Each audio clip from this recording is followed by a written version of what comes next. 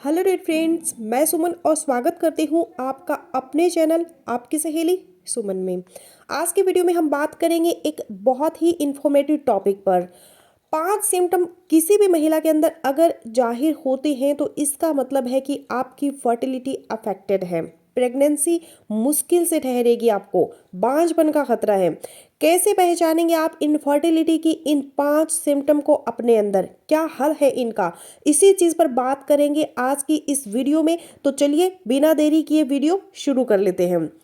अब जो नए शादीशुदा कपल होते हैं, 3 माह है, 4 माह है शादी को गुजरे, 6 माह गुजर गए, गर्भ नहीं ठहरा, परेशान होना शुरू हो जाते हैं कि हमारे साथ जिनकी शादियां हुई थी उनके तो बेबी हो गया, हमारे नहीं हुआ।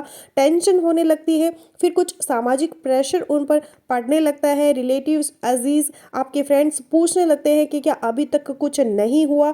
तो इस चीज़ को वो दिमाग पर सवार कर लेते हैं, स्ट्रेस क्रिएट कर लेते हैं और महिला स्पेशली अपने हॉर्मोन्स को डिस्टर्ब कर लेती है। तो अगर हस्बैंड वाइफ दोनों ठीक हैं, उनमें कोई प्रॉब्लम नहीं है, आप न्यूली मैरिड है, अभी शादी हुई है और आपकी एज 30 है या इससे कम है, तो आपको 12 से लेकर 18 माह तक नेचुरली ट्राई करना चाहिए। नेचुरल तरीके से कंसीव करने की कोशिश करनी चाहिए। कोई फर्टिलिटी की मेडिसिन, स्पेशली हॉर्मोन्स मेडिसिन और अंडे बनाने वाली दवाइयाँ अभी आपने यूज़ नहीं करनी। और अगर आपकी एज 35 से ज़्यादा है तब भी आपको 6 माह से लेकर 12 माह तक नेचुरल तरीके से कंसीव करने की कोशिश करनी चाहिए।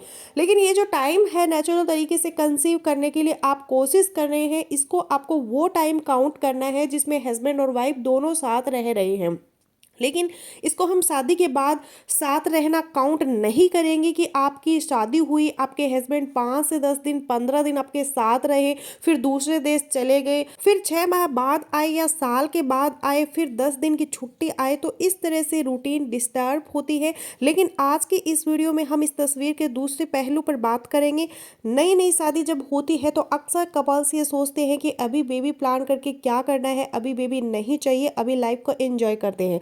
लेकिन ऐसी कंडीशन में एक बात आपको दिमाग में रखना बहुत ही ज़रूरी है कि ऐसा ना हो कि जो सही टाइम होता है प्रेग्नेंट होने के लिए आप वह गंवा बैठे, वह मिस कर बैठे और बाद में आपको इनफर्टिलिटी के प्रॉब्लम का सामना करना पड़े और प्रेगनेंसी कंसीव करने में प्रॉब्लम पेश आए। तो 5 ऐसे सिम्टम्स पर बात करेंगे कि अगर आपके अंदर आपको महसूस वह होती है और आपने नोटिस भी अगर करनी है और अगर है और आप फिर भी इग्नोर कर रही है, तो आगे चलकर आपको इनफर्टिलिटी, बांझपन के प्रॉब्लम हो सकती है और कंसीव करने में प्रॉब्लम हो सकती है। तो पहली सिम्टम है कि अगर आपको पीरियड आते हैं लेकिन माहवारी के दौरान आपको तेज दर्द होता है।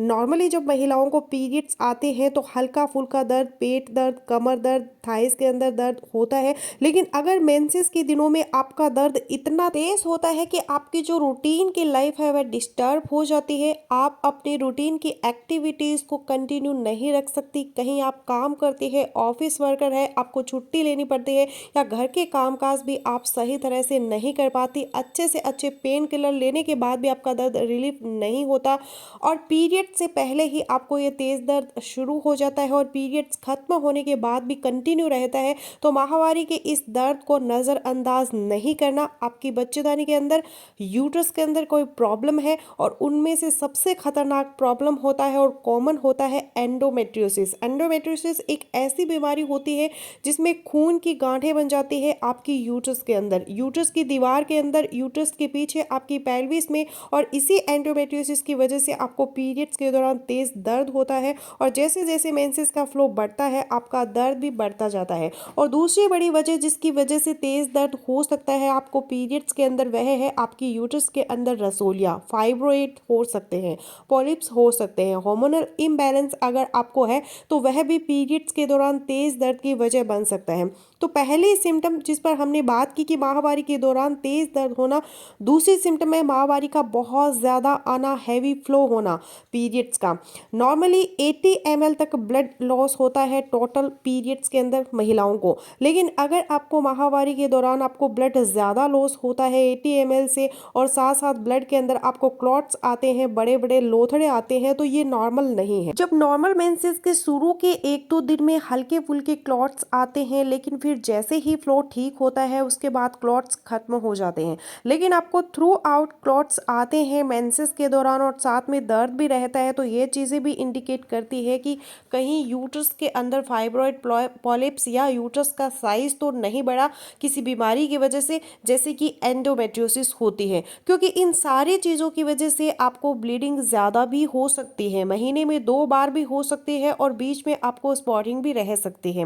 अब तीसरी बड़ी सिम्टम जिस पर आपको गौर करना है वह है इरेगुलेटरी ऑफ द पीरियड से। नॉर्मल महिलाओं को साइकिल कम से कम 21 दिन के बाद या ज़्यादा से ज़्यादा 35 दिन के बाद आता है। लेकिन अगर आपकी साइकिल की लेंथ 21 दिन से कम है या 35 दिन से भी ज़्यादा है, इरेगुलर आपके पीरियड्स है, तो सोच सकते हैं कि आपको पीसीओडी हो सकता है, पॉलीसिस्टिक ओवेरियन डिजीज हो सकती है। आपकी ओवरीज सही तरह से काम नहीं कर रही, एग रिजर्व आपके अंदर कम हो सकता है, या आपके पहले माहवारी ठीक आती थी आपको और अब नहीं आती, डिलीवरी हुई थी, आपकी डीएनसी हुई थी, आपको बेबी की इन्फेक्शन हुआ हो जिसकी वजह से बच्चेदानी की दीवारें आपस में चिपक गई हो और बिल्कुल ही माहवारी नहीं आती। अगर कुछ महिलाओं के अंदर तो कुछ स्ट्रक्चरल एबनॉर्मलिटीज हो सकती है, आपके अंदर हो सकता है रास्ता ही बंद हो यूट्रस, वजाइना या सर्विक्स के अंदर, तो उसके लिए चेकअप बहुत ही ज़रूरी है। हॉर्मोन्स बहुत इंपॉर्टेंट रोल प्ले करते हैं, स्पेशली अगर आपका प्रोलैक्टिन बढ़ा हुआ है या आपके थायराइड के हार्मोन्स डिस्टर्ब है, तब भी इरेगुलर पीरियड्स हो सकते हैं। अब चौथा सिम्टम जो आपको इनफर्टिलिटी की तरफ लेकर जाता है, आपकी शादी हो गई, आप अपनी पर्सनल लाइफ को एंजॉय कर रही हैं, बेबी प्लानिंग अभी नहीं चाहती या बेबी अगर नहीं हो पा रहा तो आपको कुछ फिक्र नहीं है इसकी, लेकिन अगर वजन बढ़ रहा है तो आपको फिक्र करने की ज़रूरत है। पीसीओडी आपको होने के चांसेस ज़्यादा हो सकते हैं, ओवरीज के अंदर सिस्ट बन सकती है, ओबेसिटी मोटापा हो जाना इनफर्टिलिटी की एक बहुत बड़ी वजह है महिलाओं के अंदर। और अगर आप 5 से लेकर 10% पे अपना वेट कम कर लेती है तो पीसीओडी में काफ़ी हद तक आपको रिलीफ मिल सकता है।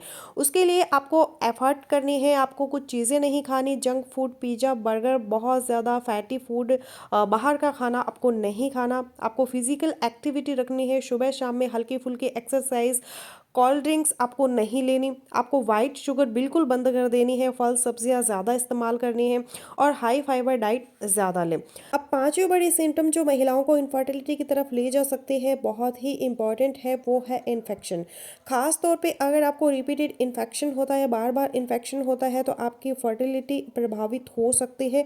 महिलाओं में ज़्यादातर यूरिनरी ट्रैक्ट का इन्फेक्शन हो सकता है, यूटीआई बार बार होता है, यूरिन करते हुए आपको जलन, दर्द और रुकावट का एहसास हो सकता है, या आपको वजाइनल इन्फेक्शन भी हो सकता है जो कि बैक्टीरियल भी हो सकता है, फंगल भी हो सकता है। ऐसी कंडीशन में आपको वजाइना से डिस्चार्ज आएगा जो कि स्मेली होगा, बदबूदार होगा और आपके प्राइवेट पार्ट्स में इरिटेशन करेगा, खुजली करेगा और इनफर्टिलिटी की वजह भी बनेगा।